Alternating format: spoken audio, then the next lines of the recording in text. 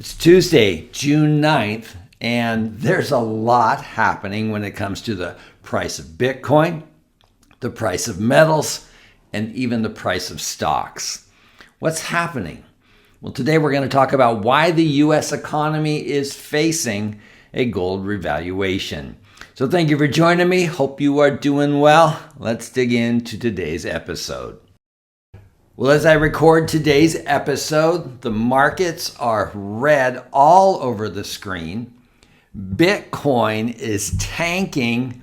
Gold and silver, the metals, are tanking. And Blackstone BDC redemption surges. The requests for redemption surges, which is signaling the warning for other funds. This is what's happening in the headlines, but the big story is this. Market Watch ran this story. The great gold myth. Why the precious metal isn't the war hedge we're told it is. Here's what I want to tell you in a summary. This is the kind of headline that you tend to see at the bottom. It is time to realize that the U.S. economy is forcing a gold revaluation. And we're beginning to see more and more headlines which are describing that the safe haven status of gold is nothing but a myth. Here's what I want to share with you out of this Market Watch article. The great gold myth, why the precious metal isn't the war hedge we're told it is. Gold has tumbled since the Iran war started, and it proves everything you know about geopolitical risk is wrong. In other words, what you and I think about gold is absolutely wrong. But is this article correct, or are they seeing something completely different than we are? We're seeing markets in the red. We're seeing Bitcoin in the red. We're seeing private credit redemption requests increase.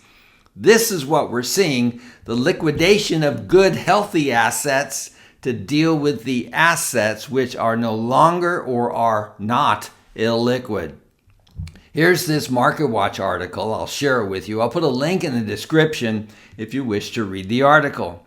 From everything investors are told, it makes no sense that gold is down 1.28% at the time of this article being published, would fall so much in the midst of the Iran war, which is now 100 days old.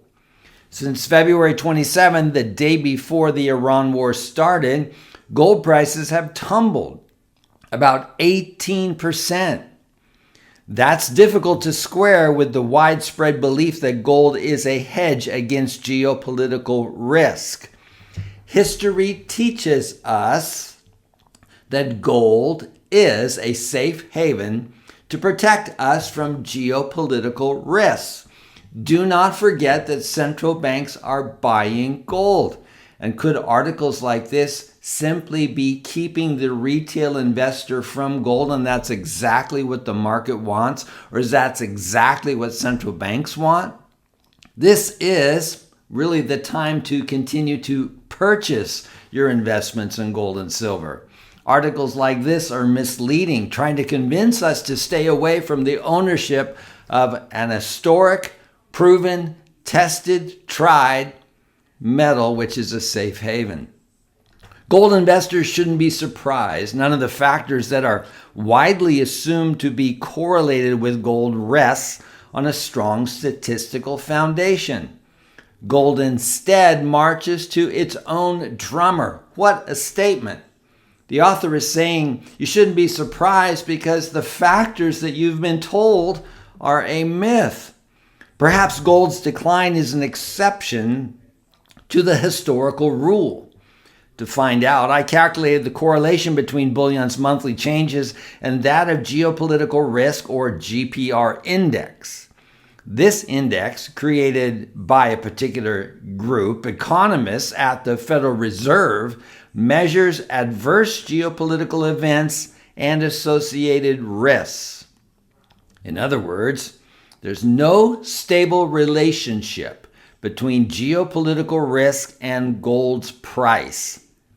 Do you believe that? Is that an accurate statement? This means that market timers can't use geopolitical risk as a reliable guide to gold's short-term movements. Gold's counterintuitive performance since the Iran war began is therefore not an exception, but is entirely consistent, with the historical record. Do not forget, step back a moment. What we're seeing is a new Fed chairman. We're not sure what we might be seeing. We're seeing inflation risks increasing. We're wondering, will we see rates go up? Will we see rates go down? We know there's a geopolitical debt crisis. We know there's problems all over the planet when it comes to fiat and the debt crisis. We know that central banks are continuing to buy gold. Now, I'm not attempting to be a cheerleader for gold, but I do want to share with you that an article like this is dramatically misleading. Because what's been happening? We've seen massive investment in commercial real estate over the years. We've seen massive investment in private credit over the years. We're now seeing redemptions and the requests being shut down. The gates are being closed and investors need cash. They're selling that which is liquid. This dump in Bitcoin, for instance, the dump in gold and precious metals, the dump in the market is because these few tech companies really aren't pulling their weight, can't continue to drive the market up. This is what we are seeing. The gold safe haven status is not a myth, it is a reality. There are times where people need to sell off their gold because they need the cash. And we're seeing a great deal of investment which is illiquid. We're also seeing a great deal of investment that simply isn't performing. So we have an issue. The author says, my analysis focuses on rolling 5-year periods, and gold, in fact, may be a strong hedge over long periods. That's our position with gold, that it is a long-term hold. We're not buying it to make a profit in a few days. This is over the long run. The implication of research from Campbell Harvey and Duke University, a former commodity fund manager at TCW, in their 2013 study, Golden Dilemma, they found that over extremely long periods, a century or more, gold does appear to maintain its purchasing power. But over the short and even intermediate terms, lasting not just several years but decades, gold's correlation to inflation is unstable. To the extent you want to own gold, the best advice may be to pick a small but meaningful allocation and stick with it. Attempting to adjust your gold exposure in response to external factors is most likely a fool's errand. Here's what we would recommend, that you closely follow central banks. Central banks around the globe are now holding more gold reserves than treasuries. We do know that less foreign investors are buying treasuries. And central banks, by purchasing gold, are shoring up their balance sheet with gold. It is a long-term hold. It is a safe haven over long periods of time. So we suggest that each and every individual have a percentage of their portfolio in physical metals. Physical metals that you own, that you store or store in vaults, that you are holding outside of the system, which we see is collapsing. There's a structural shift in the system that this author is not looking at. If all things are remaining the same, see, all things are not remaining the same. The world is changing. The monetary system is changing. The structural shift is happening across the globe.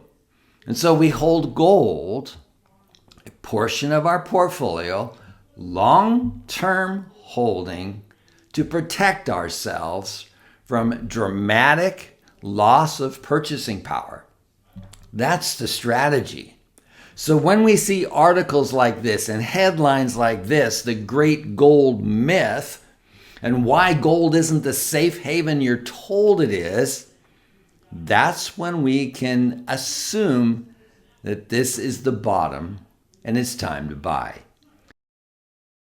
Thank you for joining me today. I appreciate you spending time with me. If you like what we're doing here and you haven't subscribed, consider subscribing to the channel. Don't forget to hit that notification bell and share your thoughts on this as well. Again, thanks for joining me, and I will see you next time.